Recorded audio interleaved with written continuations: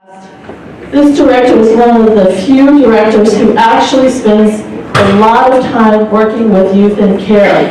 He talks to them, he gets to know them, he asks for their input.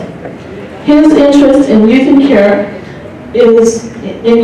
also extends to time beyond their care in our system. There are former youth that he works with now.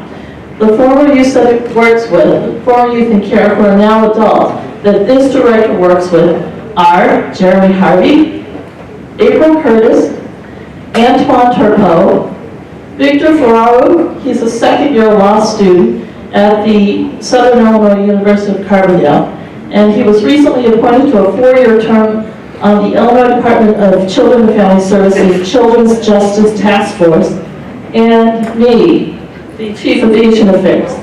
Without further ado, it is my honor to welcome the Director of the Department of Children and Family Services, Director George Sheldon, to the stage.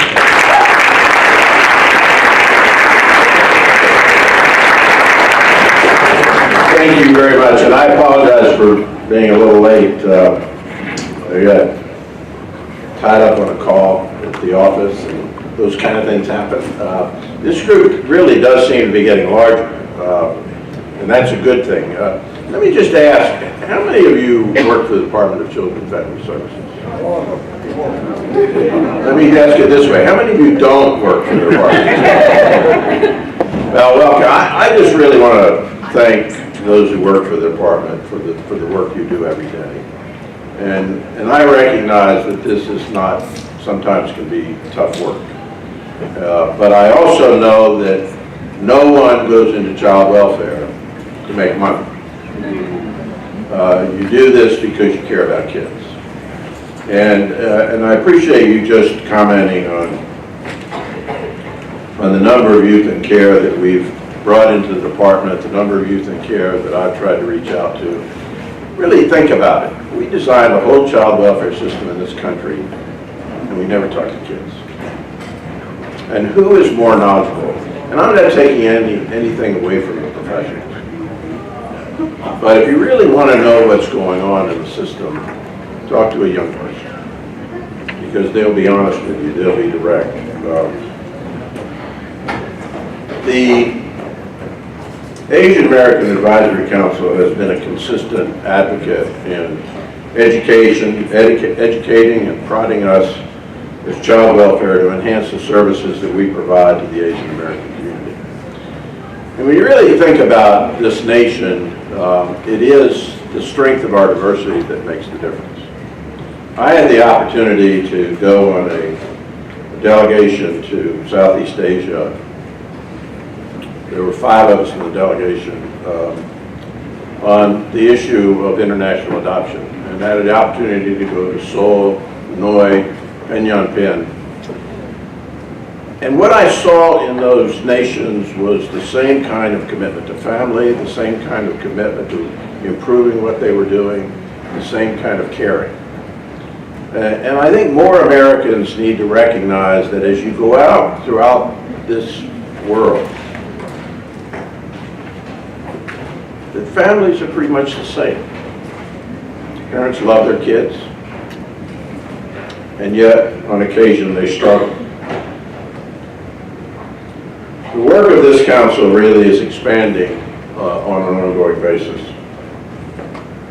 We have, as I understand, some new community partners here today, including the Vietnamese American Association. It was kind of interesting when we flew into Hanoi as a young man who grew up during the Vietnam War, which in Hanoi they call the American War, to recognize that over 50% of the population of Vietnam today is under the age of 30. They don't remember the war. They love Americans. And opening up our ties to Vietnam was one of the most significant steps that we could make to heal the wounds from those days. The other, the Indo-American Center, the Korean American Community Services. Those partners are not only making this event possible, but are working every day to provide services to hundreds of thousands of Asian Americans across Illinois. I know you've heard a lot from other sources today, but what is really important about our child welfare practice is respect and responsiveness.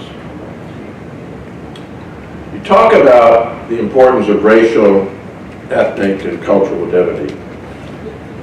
What it really is all about, however, is respecting each other and embracing the greatness of each other's cultures. Culture is important, language is important, and we need to help each other understand those cultural traditions and the sensitivities better. When I was Assistant Secretary in Washington at HHS, I had the opportunity to visit several Native American communities, which have significantly different cultures from those that we have. And I went to one Head Start program on the Navajo Nation where we were basically training toddlers in their own native languages. And when you think about the history of the American Indian, there was a whole generation of Native Americans who were prohibited from speaking their language.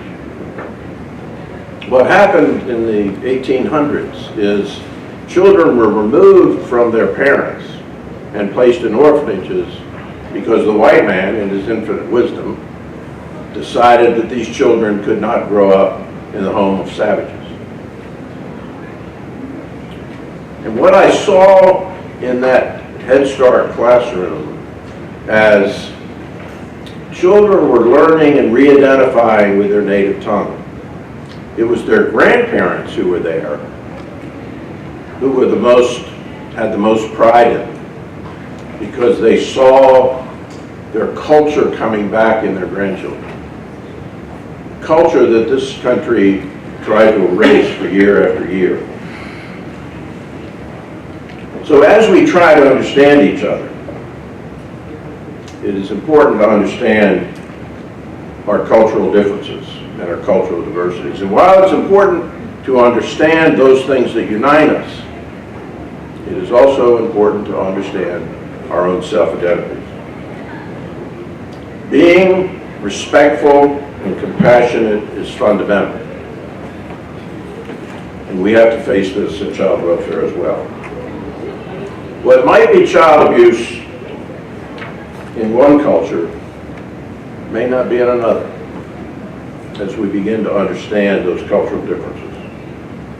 There may be cultural attitudes that diminish one group's utilization, for instance, of mental health services, but the need is no less. There are different cultures and different cultural norms and different cultural presence. Illinois has the Midwest's largest Asian American population by far, numbering nearly 670,000. One sign of its size and significance is that in 2016, for the first time in Illinois, an Asian American was elected. We had Asian American officials elected simultaneously at the federal, state, county, and local levels. That's a big deal if we're really going to talk about it.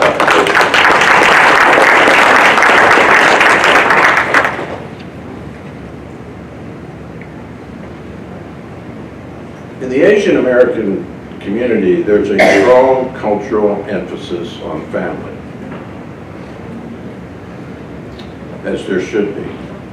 And I've said this before, I want the image of this department to no longer be a police agency, but to be a family strengthening agency. Because ultimately, kids do best when they grow up in families.